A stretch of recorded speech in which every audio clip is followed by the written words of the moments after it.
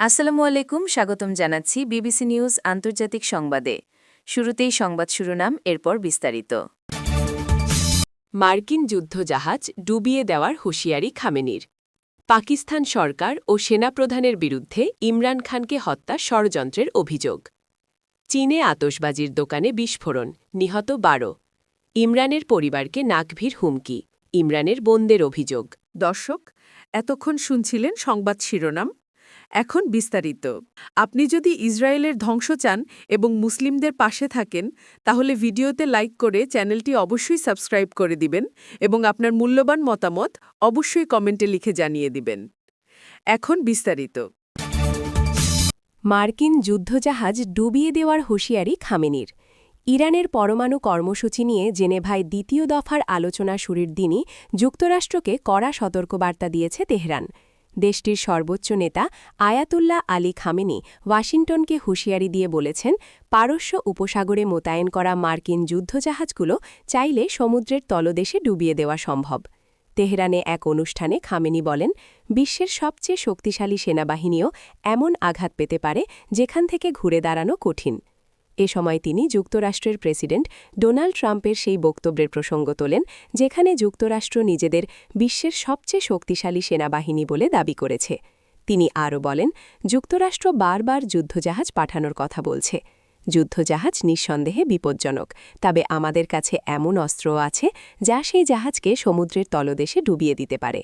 তেহরানের বিরুদ্ধে ট্রাম্পের সাম্প্রতিক হুমকি এবং মধ্যপ্রাচ্যে মার্কিন সামরিক উপস্থিতি বাড়ানোর প্রেক্ষাপটে খামেনির এ মন্তব্য এসেছে।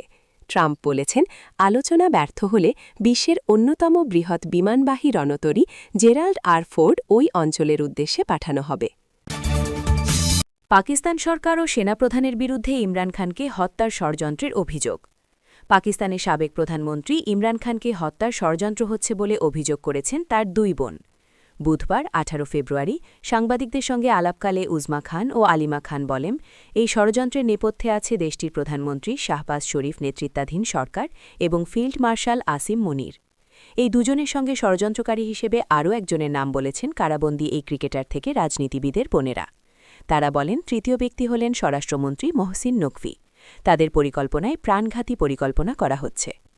উজমা বলেন, আদিয়ালা কারাগারে ইমরান খানের সঙ্গে তার সাম্প্রতিক সাক্ষাতের সময় সাবেক প্রধানমন্ত্রী তাকে বলেছিলেন যে জেলে তার কিছু হলে সেজন্য আসিম মুনির দায়ী থাকবেন। ষড়যন্ত্রের বিষয়ে উজমা বলেন, গত সাক্ষাতে আমার ভাই ইমরান খান জোর দিয়ে বলেছিলেন যেন আমি বাইরে গিয়ে একটি কথা বলি, কিন্তু তখন আমি বলেছিলাম যে আমি তা করব না। তিনি আমাকে বলেছিলেন যে তারা সামরিক বাহিনী তাকে ধীরে ধীরে মেরে ফেলবে এবং এর জন্য আসিম মুনির দায়ী থাকবেন। জেল কর্তৃপক্ষ তার সঙ্গে যেভাবে আচরণ করছে এবং স্বরাষ্ট্রমন্ত্রী নকভির মতো ব্যক্তিরা যা বলছেন তা থেকে এখন আমি বুঝতে পারছি যে ইমরান সঠিক ছিলেন। উজমা অভিযোগ করেন, পাকিস্তানের স্বরাষ্ট্রমন্ত্রী নকভি, যিনি পাকিস্তান ক্রিকেট বোর্ডেরও প্রধান, তাদের পরিবারকে হুমকি দিচ্ছেন। তিনি বলেন, নকভি আমাদের হুমকি দিচ্ছেন, তারা রক্তের স্বাদ পেয়ে গেছে। তার ভাই বা তাদের কোনো ক্ষতি হলে চরম প্রতিশোধ নেওয়ার হুঁশিয়ারি দিয়ে তিনি বলেন, যদি ইমরান খানের বা আমাদের কিছু হয় তবে আমার কথা মিলিয়ে নিয়েন, আমরা কারও ভবিষ্যৎ প্রজন্মকেও ছাড় দেব না। চীনে আতশবাজির দোকানে বিস্ফোরণ, নিহত ১২। চীনের মধ্যাঞ্চলের একটি শহরে আতশবাজির দোকানে বিস্ফোরণে অন্তত ১২ জন নিহত হয়েছেন। দেশটির সরকারি সম্প্রচার মাধ্যম সিসিটিভি জানিয়েছে, বুধবার চন্দ্র নববর্ষের ছুটির দ্বিতীয় দিনে এই ঘটনা ঘটেছে। চীনে চন্দ্র নববর্ষের সময় আতশবাজি ও পটকা ফাটানো সাধারণ একটি প্রথা। যদিও এই বছর নববর্ষ মঙ্গলবার ছিল, সরকারি ছুটি এখনও চলছিল। গত কয়েক বছরে বেইজিং সহ বড় শহরগুলোতে আতশবাজি ও পটকা ফাটানো নিষিদ্ধ করা হয়েছে। তবে ছোট শহর ও গ্রামীণ এলাকায় ছুটির সময় ধরে পটকা ও মিসাইল ধরনের আতশবাজির শব্দ শোনা যায়। ইমরানের পরিবারকে নাকভির হুমকি, ইমরানের বোনদের অভিযোগ। পাকিস্তানের প্রাক্তন প্রধানমন্ত্রী ও বিশ্বকাপজয়ী ক্রিকেট অধিনায়ক ইমরান খান বর্তমানে আদিয়ালা জেলে বন্দী আছেন।